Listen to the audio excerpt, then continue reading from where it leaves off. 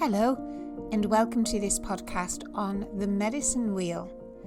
In this podcast, my aim is to enlighten you as to what a medicine wheel is, how to make one using crystals and representatives of the directions, and how to use it. Hello everyone, thank you for joining me. I'm now going to explain to you a little bit about the medicine wheel, which was mainly used by the Native American Indians, a representation and a reminder of many things. Each tribe had its own interpretation of the energies that are in a medicine wheel, but the most common one is what I now would like to offer you. So let's start. The medicine wheel obviously is a circle, and the circle symbolizes the unbroken circle of life, having no start and no end, stating that life is eternal. It was also a representation of nature and how the seasons change during the cycle of year, a reminder that the earth is round and is part of a spiral in the cosmos of the solar system that we are inhabited. The medicine wheel is divided into 4 segments or quadrants, with each segment representing a part of the whole. Each part has aspects to it that relate to the position in the wheel and need to be fully present within the individual for balance and wholeness to be achieved. So let's start with the location, or as the shamans call it, the 4 directions. North, south, east and west are where each quadrant is sections in accordance with. And when first journeying the wheel with your awareness, you would normally start facing the east, because the east is a place of birth, a new day, and known for bringing new beginnings. They would continue with their awareness moving to the south, then the west, and finally the north. But you can find which direction you need in your life and just focus on that particular direction. What I have noticed is that when I enter the medicine wheel, I instinctively faced the west, without actually realizing that I was doing it. But now I have spent time in the medicine wheel, my guides have explained to me that it is because I am most familiar with the vibration of the west. We will explore the vibrations in more detail later in the podcast and recap at the end so you can jot them down. So the medicine wheel represents the 4 directions. It also represents the 4 states of being: a child, youth, adult and elder. It then goes on to represent the 4 seasons: spring, summer, autumn and winter, the 4 elements: earth, air, fire and water, the 4 stages of life: birth or infant, youth, adult and elder, and the 4 sacred medicines: impermanence, love without condition, security and truth. So before moving on with the medicine wheel, I'd like to spend a moment to explain how the shamans define the term medicine wheel.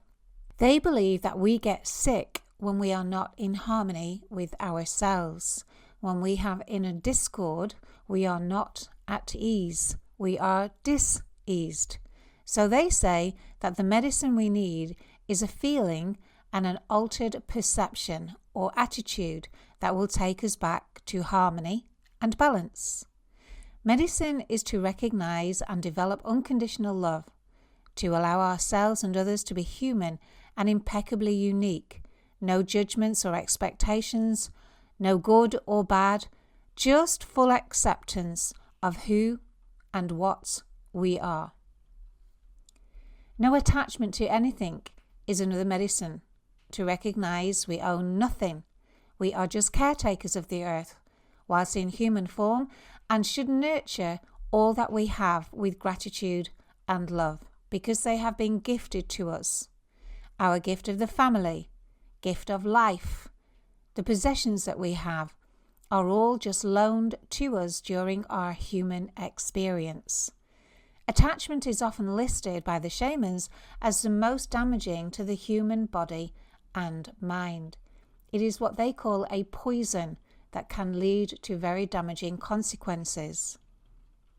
Another medicine from the medicine wheel that we can gather is to become secure in yourself, Know that when you follow your heart, you will have all that you need, and that the security is found within the self, not within something external, a job, a relationship, but to become self-reliant, self-aware, and aligned to the voice of your heart. And finally, the last medicine is the truth. Do not act out of a sense of duty. Always follow your truth and allow it to sit comfortably within you. When you are duty-bound, you carry poison within your body, mind, and soul. Be honest with yourself and with others, and deliver your honesty with kindness and love. Learning to forgive and release judgment, attachment, reliance, and to follow your truth are all the lessons that the shamans recognize as food for the soul. And when we can do this, dis-ease no longer lives inside us. We find that our mind, body, and emotions become clean of all low vibrations that create dis-ease, and then we become free from illness. So getting back to the actual formation of the medicine wheel, let's take a look at these 4 quadrants. So let's start in the east, where we have new life, birth, the beginning. The journey to learn security starts here, to trust that everything will be given that is needed to sustain new life. The season is spring, the element is air, and the state of being in form is as an infant. At this stage of the wheel, spirit is strong and needs to be nurtured. Now, when creating your medicine wheel, the east is often represented with a feather or incense, which represents the element of air. The colour association is yellow or gold. So when gathering representatives for your medicine wheel, maybe perform a medicine walk into the woods or your local park and set your intention clearly at the start of the walk. I usually like to find a gateway to walk through, and as I do so, I imagine I am walking into the etheric world with a deeper spiritual connection to the land and to Mother Earth. On my medicine walk, I never speak. I remain silent and observe the trees, the landscape, and what's going on in my external world, as well as listening to the intuition that arises within me. So make sure that you state your intention to Mother Earth that you wish to create a medicine wheel and ask her to provide you with a representative for each quarter. Be observant on your walk and see if there are any feathers left for you. In this quarter, the east, my preference would be to work with golden topaz to remove any obstacles in helping me reach my highest potential. Okay, I'm just going to break for a moment here from the medicine wheel and say that sometimes people have mentioned to me that they don't really understand what their highest potential is. What is it that they're looking for? What is the highest potential? Would I recognize it? Is a lot of questions. So the highest potential, in my opinion, and that of some philosophers, is that it's when we are the happiest. When we can say that we are truly happy in all that we do, maintaining this connection of joy, gratitude, and love in everything that we are doing, is when we are in our highest, truest potential. Okay, so moving on now. As we travel around the medicine wheel, we move on to the south. And the south represents youth, passion, vibrancy, the journey to learn love without condition, the joy of long days, a long life in front of you, and happiness in a carefree way. The season is summer. The element is fire, and the state of being in form is youth. At this stage of the wheel, it is linked to the physical body, which is strong and full of health.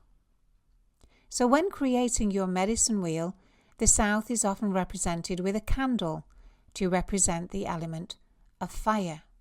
The colour association is red, and my personal choice of crystal would be ruby, because it brings through all the vibrations that I've just mentioned that I feel are linked to the south.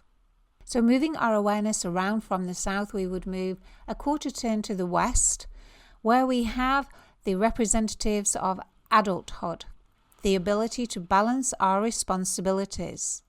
We are learning to be prepared to let go of what no longer serves us mentally, physically, and emotionally, and not to become attached to things.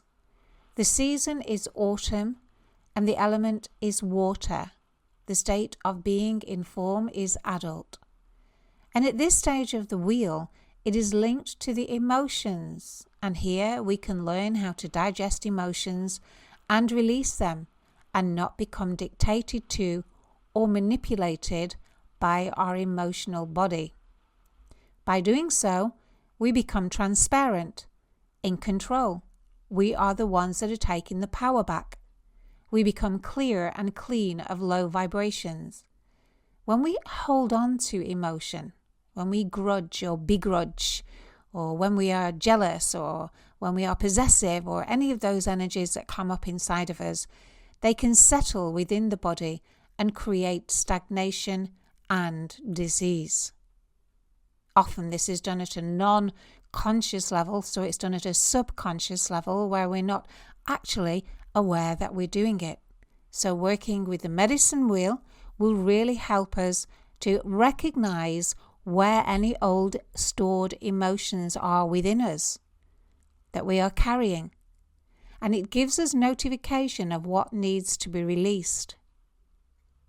When creating your medicine wheel, the west is often represented with a bowl of water to represent the element of water. The colour association is dark blue, and my choice of crystal here would be sapphire, because I feel that sapphire is a wonderful crystal to help you work through emotions, to help you have the wisdom of how to deal with your emotional turmoil and how to find emotional balance. In the north, as we move a quarter turn again, we move into the section of the elders, of wisdom, of death, of endings, of going back to the earth. We have now shorter days, periods of rest, regeneration, and quiet time. The season is winter, the element is earth, and the state of being in form is an elder. Now, at this stage of the wheel, it is linked to the mind, how to find stillness, peace, and time out mentally. So when creating your medicine wheel, the north is often represented with a crystal, a plant, or a stone to represent the element of earth. The colour association is white, and my preference would be to use clear quartz, or if you wish, snow quartz, or you could use selenite, but I tend to use clear quartz because it is the master healer. Now, when you've created your medicine wheel, face each of the directions and call in the oversoul of each direction, asking that they visit you whilst you are in the meditative state in your wheel. Start in the east, calling in the oversoul and the guardians that look over the energy of the east. Then move to the south, again call in the guardians, and so on around the wheel to the west and finally to the north. And when you've gone round the directions, look up to the sky and call on Father Sky and ask that he watch over you as you journey within to find out how you can find that inner harmony and peace. And then look down to Mother Earth so that she also may be with you and look over you to help you find that sacred space that you are looking for in the medicine wheel.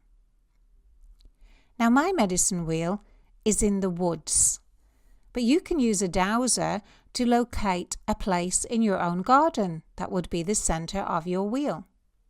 You can have a portable medicine wheel and visit maybe a stone circle to create one there. Again, use your dowsers to locate what would be an ideal position in the land for you to set up your medicine wheel. Maybe take a compass with you to find where the directions are. Most smartphones these days do have a compass included. Get creative wherever you want to be and explore the land, and different vibrations will unearth within you. You can even create one in your home. You can create one as a mandala. You can put one on an altar. There really is no limit to where you can hold and sit quietly in your medicine wheel. You can create your own personal circle of knowledge. This represents the personal power that we each possess to learn about the different attributes and have control over our states of being to maintain that happiness that we are looking for. So we have spoken about what we have to let go of, but do we actually have control over anything? Of course we do. We have control over our choices in life. This is our birthright to free will. The free will is to make the choices, and the choices should be in line with your heart. This then becomes our own personal power when we are free from restrictions imposed by the mental, emotional, and physical planes to follow our heart and make choices that will bring us pure happiness. A circle of knowledge means that we will use the medicine wheel as a tool and as a system for passing on knowledge. Because when we learn from the medicine wheel and implement it into our lives, we begin to live by example. And people sometimes wonder why we're so happy and start to ask and maybe follow in your footsteps. But also, you might want to pass this knowledge on to others. And so we evolve as a species. Remember that all aspects of life are interconnected. So going back to the medicine wheel, when I actually entered the wheel, I was facing west. And as I watched the wind blow the trees, they were sort of pointing the other way. As I was standing there staring and looking at the wind moving, it was like they were waving and saying, you need to be facing the other way. And I knew that I had to turn around to face the east. It was really strange because I didn't even realize that the many times that I'd been to the circle, I had always faced the same way. I suppose it's a bit like sleeping on one side of the bed and choosing that side of the bed when you go away on holiday without even realizing that you're doing it. Anyway, when I turned to face the east, I felt a shift within me that made me uncomfortable. Okay, so why am I really comfortable facing the west, and when I turn around and face the east, I don't feel as comfortable? The energy of the east inside of me, I recognized it as being gentler, kinder. It felt like a feminine energy. And I heard a voice say to me inside, you are most used to the warrior found in the West. You are a warrior of the West. Which made me self-inquire, am I a warrior of the West? Do I feel more comfortable as an adult than I do as an infant? And I began to realize, yes, I do. I like to be more in control. So these new energies that were coming in from the east were taking me a little bit out of my comfort zone. I can't tell you how much effort it took for me not to turn round to face back to the west. How blooming bizarre. This was definitely something new for me. I didn't realize that the directions carried so much energy with them. And as I reflected on the homes that I'd lived in, they had all faced the west, never the east. Oh, except for one place in Spain where we had an apartment and that did face southeast. So again, something for you guys to self-inquire and just see which direction you've been facing in your home. Anyway, so I stayed with the feelings that were coming up within me, and I aimed to get comfortable in my discomfort. So I self-inquired, what is it actually that I'm feeling? And it took me 2 days to realize that I was sensing a loss of control, a surrender into the feminine, and I didn't really like it. I prefer to be in control, not in control. But this wasn't being done on a conscious level, but on a deeper level in my gut. There was a definite resistance to not being in control, which is crazy really, because what I realized is the medicine wheel was taking me deeper within myself, and of course connecting to the vibration of the energy of the land as well. It's like you're standing on an enormous crystal, and the matrix of energy that's running underneath of you is helping you to really get deeper connected with your own intuition and your own inner voices. I was being shown through meditation how to let go. Not told how to let go, but shown how to let go. And there's a big difference, because I wasn't doing anything. I began to witness me acting differently, noticing new mindsets coming through. I actually delivered a workshop during this time, and although I was out of my comfort zone, I managed to surrender into it, into the feeling of being out of my comfort zone, without my head playing scenarios of what might happen. Because quite often I'd be sitting there going, oh my God, I feel really uncomfortable, and my head would be going, oh, nobody's going to think you're any good anymore, blah, blah, blah, and play all sorts of horror movies for me. But anyway, it didn't. And I was like, wow, this is really good. And I remember thinking to myself, hang on a minute, I'm starting to like this new energy. And so I have been visiting the medicine wheel daily now with Lola, my dog, and I'm excited to do so. It gets me out of bed in the morning, and I have a great feeling inside of me of what am I going to learn today? So yeah, I'm really, really enjoying. It's sort of, for me, the next step from working with crystals is the recognition that crystals are from the earth anyway. But here we are taking our awareness deeper into the earth, and rather than working just with the crystals, we're working with the ley lines and the energy running through the land. So during the connection to the east one day I went, and I saw in my inner eye a dragon. Okay, my mind said, hang on a minute, isn't the dragon a fire symbol due to its ability to breathe fire? So yeah, something I need to research when I get home. And sure enough, when I got home, I went on the internet. In Feng Shui, the dragon is connected to the direction of the east. You can't write this stuff, can you? I was like, oh my God, whoa. Anyhow, the dragon that came was white and electric blue.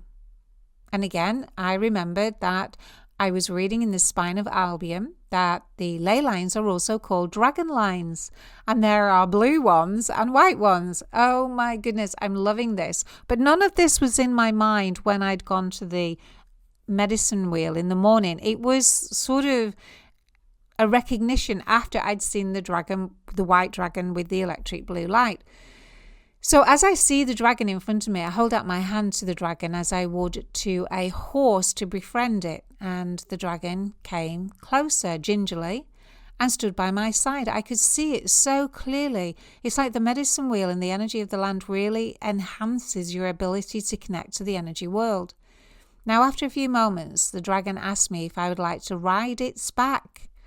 And my energy body was jumping up and down. Oh my God, yes, yes, yes, yes. Okay, did I say yes? Yes, I would love to ride your back.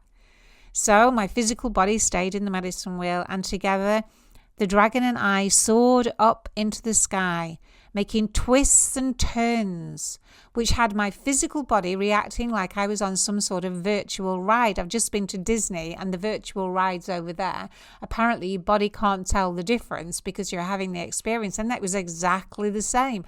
As I was riding on the dragon up in the sky doing twists and turns, my physical body is feeling and sensing the thrills, and I could even sense the wind on my face. My whole physical body lit up.